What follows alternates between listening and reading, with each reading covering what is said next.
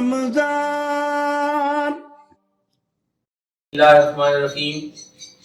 ناظرین، جامعہ مدینۃ النبی سے رمضان المبارک ٹرانسمیشن فیضان رمضان میں ایک مرتبہ پھر ہم حاضر ہیں، اور ہمارے ساتھ جو ہیں عالم اسلام کی عظیم علمی اور روحانی درسگاہ دارالعلوم محمدیہ غوثیہ بیرہ شریف کے مایہ ناز مدرس اور الکرم انٹرنیشنل انسٹیٹیوٹ کے لیکچرار حضرت علامہ پیر محمد اسلم رضوی صاحب بھی موجود ہیں۔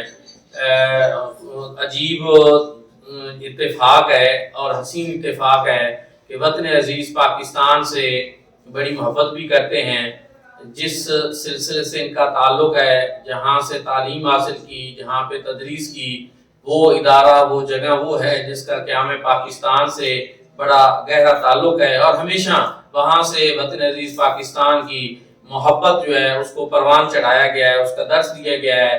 وطن عزیز پاکستان بہت سی قربانیوں کے بعد حاصل کیا گیا، اس کے لیے ہماری مائیں بہنوں کی عصمتیں جو ہیں وہ تار تار ہوئیں، کتنے لوگوں کا خون بہا، کتنے لوگوں نے جام شہادت نوش کیا، اور اتنی لازوال اور بے مثال قربانیوں کے بعد دیکھنا یہ ہے کہ آخر وہ کون سے مقاصد تھے جن کے لیے اتنی قربانیاں دی گئی، اور کیا ہم نے ان مقاصد کو پا لیا۔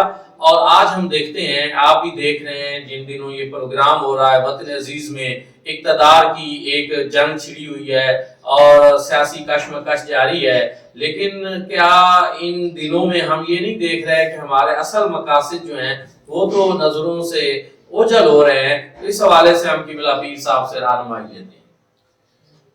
بسم اللہ الرحمن الرحیم۔ سب سے پہلے میں علامہ پروفیسر جاوید اقبال کھارا صاحب کا مشکور ہوں کہ جنہوں نے رمضان ٹرانسمیشن میں مجھے یہاں مدعو کیا۔ اللہ کریم ان کے اقبال کو مزید بلند فرمائے۔ بڑا اہم سوال ہے جو آپ نے کیا ہے۔ پاکستان بنیادی طور پر یہ ایک نظریے کی تشکیل تھی، اور ریاست مدینہ کے بعد یہ پہلا زمین کا ٹکڑا ہے جو ایک خوبصورت نظریے کے اوپر وجود میں آیا ہے۔ تو یہاں یہ تو مسئلہ ہی نہیں تھا کہ کس کو کرسی دی جائے اور کس کو اس کا نائب بنایا جائے اور کس کو اس کا معاون بنایا جائے۔ اس مقصد کے لیے تو یہ پاکستان نہیں بنایا گیا تھا۔ یہ پاکستان تو اس لیے بنایا گیا تھا کہ ہم جس نظریے کے پیروکار ہیں اس کی کوئی عملی تجربہ گاہ ہمیں میسر آئے۔ ہم قرآن پاک پڑھتے ہیں، ہم حدیث پاک پڑھتے ہیں، تو ہمارے لیے وہ تعلیمات ان کی پریکٹس کرنا آسان ہو جائے، اور ایک آزاد فضا میں، آزاد ماحول میں ان دینی قدروں کا ہم احیاء کر سکیں جو قرآن مقدس میں اور احادیث طیبہ میں موجود ہیں۔ لیکن شاید آج لوگوں نے یہ سمجھا ہے کہ شاید وہ کوئی لوڈو کی گیم تھی جو بزرگ کھیلتے رہے، یہ شطرنج کا کوئی کھیل تھا کہ جو انہوں نے وقت ضائع کرنے کے لیے کھیلا۔ آج کل تو جو صورتحال پاکستان کی ہے اس کو دیکھ کر ہمیں یہی محسوس ہوتا ہے۔ لیکن اگر آپ تھوڑا سا ماضی کے جھروکوں میں جھانک کے دیکھیں تو ایک بہت بڑی حقیقت ہمارے سامنے کھلتی ہے کہ قائد اعظم رحمت اللہ تعالی علیہ یہاں آئے کیوں تھے، انہوں نے قیادت کیوں کی، اور وہ اپنی ساری زندگی کی آسائشیں چھوڑ کر یہاں آ کے تلخیوں میں انہوں نے قدم کیوں رکھا۔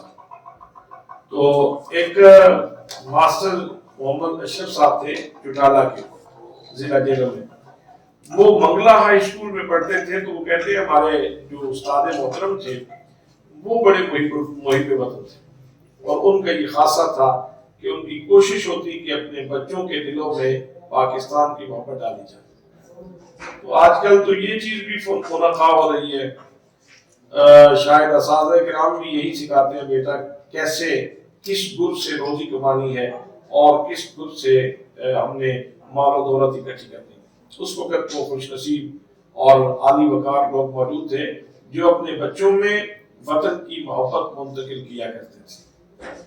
تو وہ کہتے ہیں کہ ہمارے استاد محترم کا یہ خاصہ تھا کہ وہ پاکستان کے کسی ہیرو کو ہر مہینے کے آخر پہ جو بزم ادب ہوتی تھی اس کو بلاتے اور ان کا لیکچر کرواتے.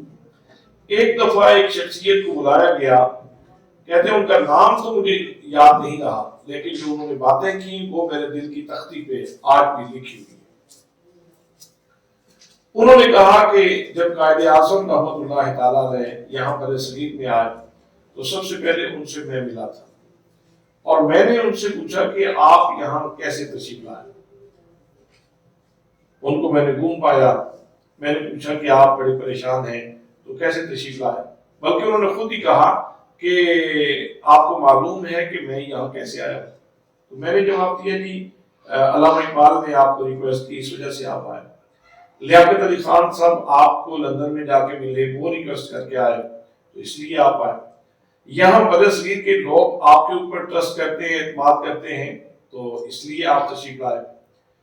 تو قائد اعظم فرمانے لگے کہ یہ ساری باتیں درست ہیں، لیکن میں ان ساری باتوں کی وجہ سے نہیں آیا، میرے آنے کا پس منظر کچھ اور ہے.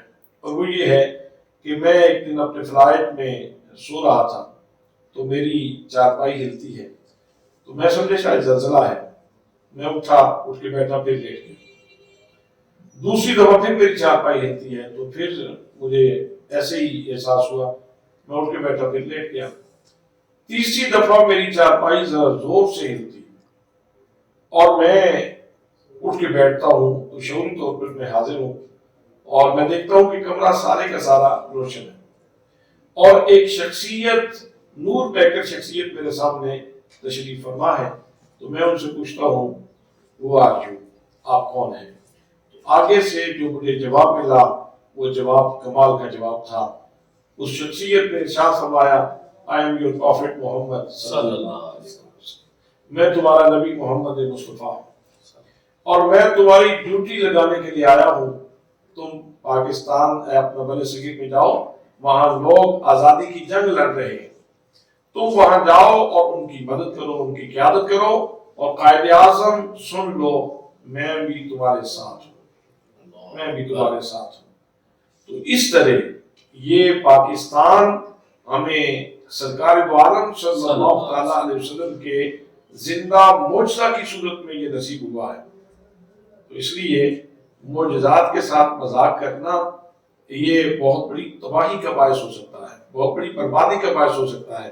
آج کل جس طرح پاکستان کے ساتھ کھلواڑ کیا جا رہا ہے، اور میں نہیں سمجھتا کہ کسی ایک پارٹی میں نامینیشن کروں. جتنے بھی لوگ اس وقت اقتدار کی ہوس میں مبتلا ہیں وہ سبھی لوگ عجیب و غریب قسم کے لوگ ہیں، اور ہم کسی کے اوپر کیسے اعتماد کریں. بہرحال میں عرض کر رہا ہوں کہ ایک مقام پہ اشفاق احمد وہ کہتے ہیں میں ایک شادی پہ گیا تو وہاں ایک بزرگ تشریف فرما تھے. ان کو پتا چلا کہ میں وہاں موجود ہوں تو انہوں نے مجھے طلب کیا.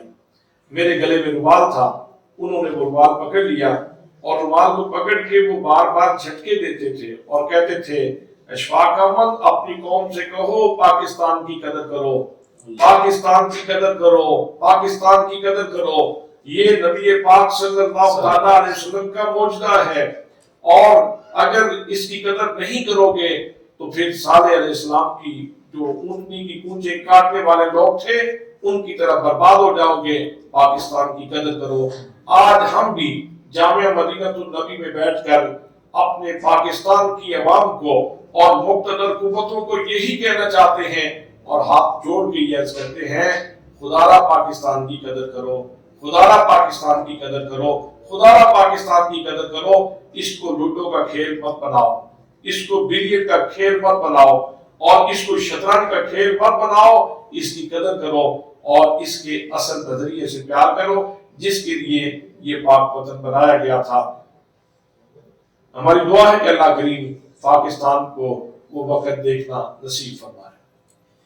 ناظرین یہاں پر ہم ایک بریک لیتے ہیں اور ملتے ہیں ایک بریک کے بعد.